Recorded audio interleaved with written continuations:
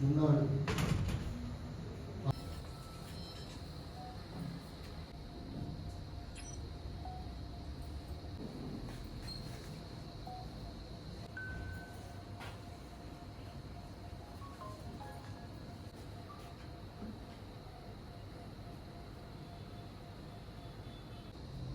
மாவட்ட கிளை தலைவருமான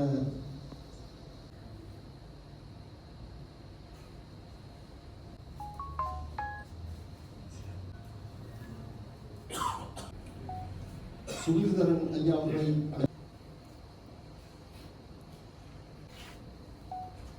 பட்டணமஞ்சூடா பிரதேச சபை தலைவர் பிரதேச சபை தலைவர்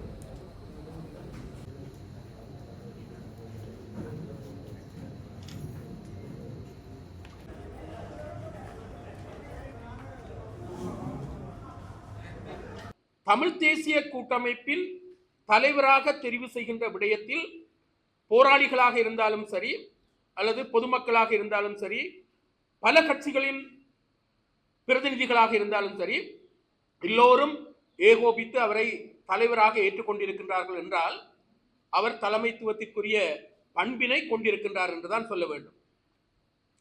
போராளிகள் பக்கத்தில் இருந்தும் கூட அவர் தமிழ் தேசிய கூட்டமைப்பின் தலைவராக இருப்பதை விரும்பி இருக்கின்றார்கள்.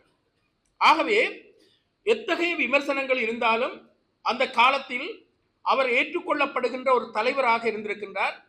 நான் நினைக்கின்றேன் பாராளுமன்றத்தில் ஆகக்கூடிய வயதில் இருந்த ஒரு பாராளுமன்ற உறுப்பினராகவும் அவர்தான் இருக்க வேண்டும். 90 வயதுக்கு மேற்பட்ட காலத்திலும் அவருக்கு ஒரு விருப்பம் ஒன்று இருந்தது.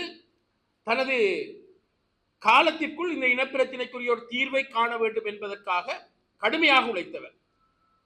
பன்னாடுகளாக இருந்தாலும் என்ன, அல்லது இந்தியாவாக இருந்தால் என்ன, உள்நாட்டில் சிங்கள தலைவர்களாக இருந்தால் என்ன, எப்படியாவது இந்த இனப்பிரச்சனையை தீர்த்து விட வேண்டும், மக்கள் நிம்மதியாக வாழ வேண்டும் என்பதற்காக அவர் கடுமையாக உழைத்தவர். அவரிடம் இனவாதம் இருக்கவில்லை, இனவாதியாக அவர் இருக்கவில்லை. சகல இனத்தவர்களோடும் சுமூகமாக பழகக்கூடிய ஒரு பண்பியலை அவர் வளர்த்திருந்தார். அநேகமாக அவர் எடுக்கின்ற முடிவுகள் எல்லோரும் ஏற்றுக்கொள்ளக்கூடியதாக அந்த முடிவுகளை எடுக்கின்ற பக்குவம் அவரிடம் காணப்பட்டது. ஆனால் அவர் பாவம் தந்தை செல்வநாயகம் அவர்கள் எவ்வாறு சிங்கள தலைவர்களால் அகிம்சை ரீதியான போராட்டத்தின் வழியாக தேசிய இனப்பிரச்சினைக்கு தீர்வு காணலாம் என்ற அடிப்படையில் செயற்பட்டு ஏமாற்றப்பட்டாரோ, அதே போன்றுதான் இந்த ஒற்றையாட்சி பௌத்த மேலாதிக்க அரசினை நடாத்துகின்ற அந்த சிங்கள தலைவர்களும் அவரை ஏமாற்றி இருக்கின்றார்கள். மொத்தமாக தமிழர்களை ஏமாற்றி இருக்கின்றார்கள். ஆகவே ஏமாற்றுதல்கள் ஏற்பட்டாலும் கொள்கையில் இருந்து அவர் பிசகவில்லை. கொள்கையில் எதிர்க்கட்சி தலைவராக இருந்த போதிலும் சரி, மற்ற சந்தர்ப்பங்களின் போது கொள்கையை விட்டுக் கொடுக்காதவராக இருந்திருந்தார். எமது கட்சியிலிருந்து கூட சிலர் அமைச்சு பதவிகளுக்காக தாவி இருக்கின்றார்கள். உங்களுக்கு தெரிய வேண்டும், மட்டக்களப்பிலும் அது நடைபெற்றது, அம்பாறை மாவட்டத்திலும் கூட நடைபெற்றது.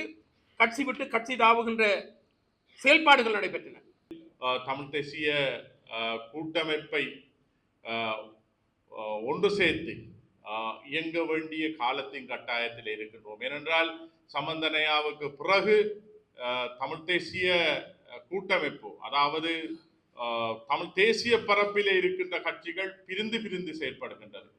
ஆனால் அந்த கட்சிகளை நாங்கள் ஒன்றிணைத்து ஒன்றாக சேர்த்து நாங்கள் செல்லுகின்ற பொழுதுதான், அதாவது தமிழ் தேசிய பரப்பிலே இருக்கின்ற ஒரே சிந்தனையுடைய ஒரே குறிக்கோளை உடைய கட்சிகள், அங்கத்தவர் கட்சிகள் மற்றும் அதிலே இருக்கின்ற அங்கத்தவர்களை நாங்கள் சேர்க்கின்ற பொழுது, ஒன்றாக சேர்த்து நாங்கள் ஒரு சிறந்த ஒரு கட்டமைப்பை ஏற்படுத்துகின்ற பொழுதுதான் உண்மையா வடகிழக்கிலே எங்களது உரிமையை எங்களது அந்த அதிகாரத்தை பெறக்கூடிய அந்த சந்தர்ப்பமும் சூழ்நிலையும் இருக்கும். ஏனென்றால் இங்கு இன்று பார்க்கின்ற பொழுது உண்மையாக தமிழர்களுக்குள்ளே ஒற்றுமையாக இருக்கக்கூடாது, தமிழ் கட்சிகள் ஒற்றுமையாக செயற்படக்கூடாது என்பதிலே பேரினவாத கட்சிகள் மிக சிறப்பாக செயற்படுகின்றது. அதிலே பழைய அரசாங்கமாக இருக்கலாம், பழைய இருக்கின்ற பேரினவாத கட்சிகளாக இருக்கலாம். அதே போலதான் இப்போ இருக்கின்ற அரசாங்கமும் தமிழர்கள் ஒன்றாக இருக்கக்கூடாது, தமிழ் கட்சிகளில் பிரதிநிதிகள் ஒன்றாக செயற்படக்கூடாது என்பதற்காக மிக விழிப்பாக இருக்கின்றார்கள்.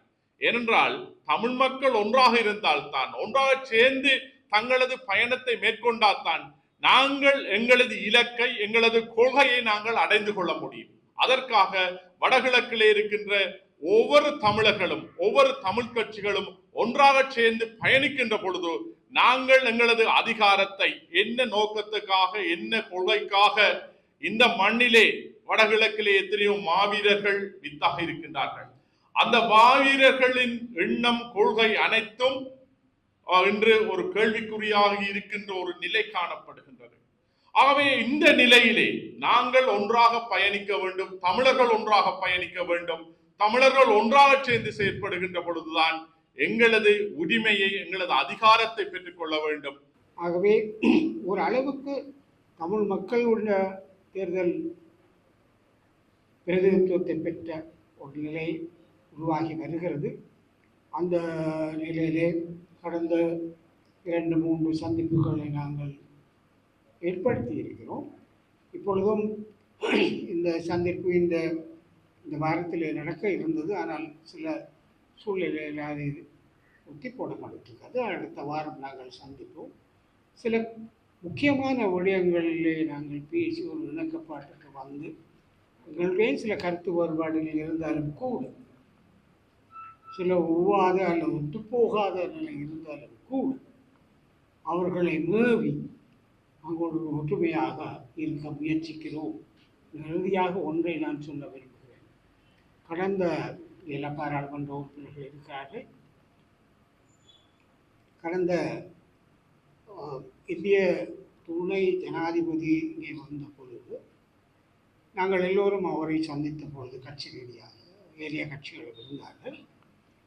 அவர்கள் திரு சிபி ராதாகிருஷ்ணன் அவர்கள் எல்லாம் முடித்த பொழுது என்னுடைய கையை, ஸ்ரீதரனுடைய கையை பிடித்துக் கொண்டு என்னிடம் சொன்னார், இது உங்கள் எல்லோருக்கும் சமர்ப்பணம். உங்களுடைய கட்சிகள் அதிகரித்திருக்கிறது, டூ மெனி பார்ட்டிஸ், கொஞ்சம் கவனம் செலுத்துகிறது.